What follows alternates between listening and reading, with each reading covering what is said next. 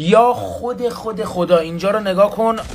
میخوام کاری کنم که بعد این ویدیو رفتی تو بازی از ضرافت به جای شاتگان اسنایپر بکشی. 0 تا 100 تنظیمات اسنایپ از ریز و درشت، بالا تا پایین، عقب و جلو، چپ و راست، همه جا. یعنی هر تنظیماتی که تو باید برای اسنایپر تنظیمش کنی و همه رو 0 تا 100 بهت توضیح دادم، به همراه یه اتچ اسنایپ خفن که فقط کافیه ایم کنی خودش برات انمیو میزنه. فکر نکنم کسی بمونه که بعد دیدن این آموزش نتونه حرفه‌ای اسنایپ بزنه.